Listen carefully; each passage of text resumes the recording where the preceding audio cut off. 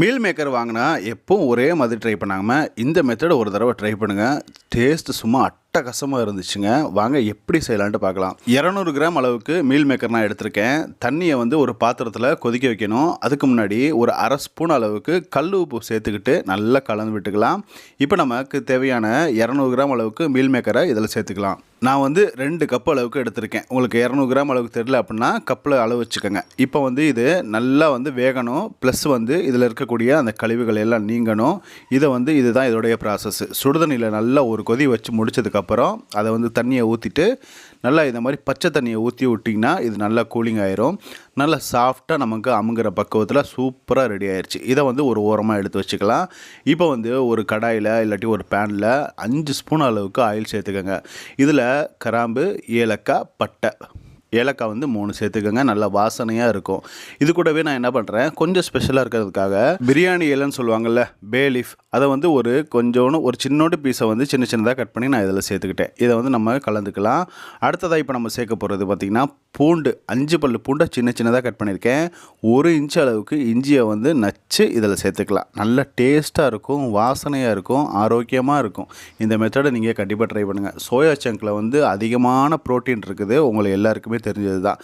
பெரிய வெங்காயத்தை 1.5 சைஸ் அளவுக்கு பெரிய வெங்காயம், நல்ல பெரிய வெங்காயம் இருந்துச்சுன்னா 1 போதும். பிரியாணிக்கு எப்படி நீட்டாக கட் பண்ணுவோம் அந்த மாதிரி கட் பண்ணிவிட்டு இதில் சேர்த்துக்கோங்க. சேர்த்துட்டு அரை ஸ்பூன் அளவுக்கு உப்பு சேர்த்துக்கலாம். மொத்தமே இவ்வளோ உப்பு போதும். ஏன்னா நம்ம ஏற்கனவே அதை வேக வைக்கிறதுக்காகவும் உப்பு சேர்த்துருக்கோம். இந்த அளவுக்கு உப்பு சேர்த்துக்கோங்க. இதை வந்து நல்லா நம்ம எடுத்துக்கலாம். வெங்காயம் பார்த்திங்கன்னா கண்ணாடி பக்கம் இருக்கக்கூடாது, கொஞ்சம் ரோஸ்ட்டாகவும் இருக்கணும். இப்போ வந்து மல்லித்தூள் வந்து ஒரு அரை ஸ்பூன் அளவுக்கு சேர்த்துக்கலாம். இது கூடவே காஷ்மீர் சில்லி வந்து ஒரு அரை டீஸ்பூன் அளவுக்கு சேர்த்துக்கலாம். உங்கள்கிட்ட மிளகு இருந்துச்சுன்னா இந்த மாதிரி பவுடர் சேர்த்துக்கோங்க. ஒரு அரை ஸ்பூன் அளவுக்கு சேர்த்துக்கிட்டு இதையும் நம்ம நல்லா கலந்து எடுத்துக்கலாம். கண்ணாடி பக்குவத்தை மீறி ரோஸ்ட்டுக்கும் கீழே அந்த அளவுக்கு எடுத்துக்கிட்டோம்னா டேஸ்ட் சும்மா அல்டிமேட்டாக இருக்குங்க. இப்போ நம்ம அடுத்ததாக சேர்க்க போகிறது டொமேட்டோ சாஸ். உங்கள்கிட்ட டொமேட்டோ சாஸ் இல்லை, உங்களுக்கு சேர்க்க பிடிக்கல அப்படின்னா 2 தக்காளியை வந்து நீங்கள் சேர்த்துக்கோங்க.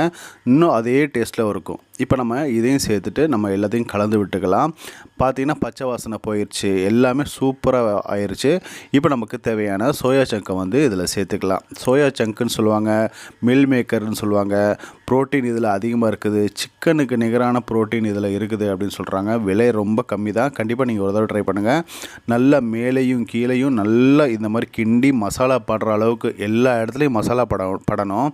சட்டியில் இருந்துச்சுனாலும் நல்லா தேய்ச்சி விட்டு பண்ணிங்கன்னா தான் நல்லா மசாலா ஏறும். இப்போ கடைசியாக அரை டம்ளர் அளவுக்கு நம்ம தண்ணி சேர்த்துக்கிட்டு நல்ல ஹீட்டை வந்து ஃபுல்லில் வச்சுக்கோங்க. அதே நேரத்தில் நல்லா கிண்டி விடணும். மேலேயும் கீழேயும் சைடுலையும் எல்லா இடத்துலையும் செஞ்சதுக்கப்புறம் பாருங்கள், சூப்பராக நமக்கு ரெடி ஆயிடுச்சு. மசாலா வந்து எல்லா இடத்துலையுமே நல்லா சேர்ந்துருச்சு. பாருங்கள் எந்த அளவுக்கு இது வெந்துருச்சுன்னு. சாஃப்டாக இருக்கும். உப்பு, காரம், புளிப்பு எல்லாமே பக்காவாக ரெடி ஆயிடுச்சு. இப்போ அடுப்பை சிம்மில் வச்சுக்கோங்க.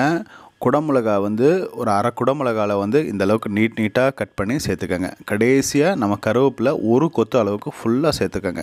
ஏன் கடைசியில் சேர்க்குறோம்னா அப்படி மேலாப்பில் கிடக்கிறது என்ன ஆகுனா நல்ல வாசனையாக இருக்கும், கடித்து சாப்பிட்றதுக்கு ஈஸியாக இருக்கும். அவ்வளோதான், சூப்பராக ரெடி ஆயிடுச்சு. இந்த மெத்தடை நீங்கள் கண்டிப்பாக ட்ரை பண்ணுங்கள். குழந்தைங்களுக்கு ஸ்கூலுக்கு வச்சு விடலாம், ஆஃபீஸ்களுக்கு வச்சு அனுப்பிவிடுங்க.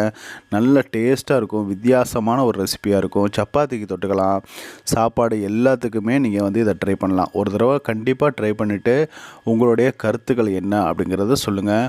இதே மாதிரி நிறைய வீடியோ பார்க்க சேனலை ஃபாலோ பண்ணுங்கள். உங்கள் ஃப்ரெண்ட்ஸ் அண்ட் ஃபேமிலிக்கு நம்ம சேனலை ரெக்வெஸ்ட் பண்ணுங்கள். தேங்க்யூ.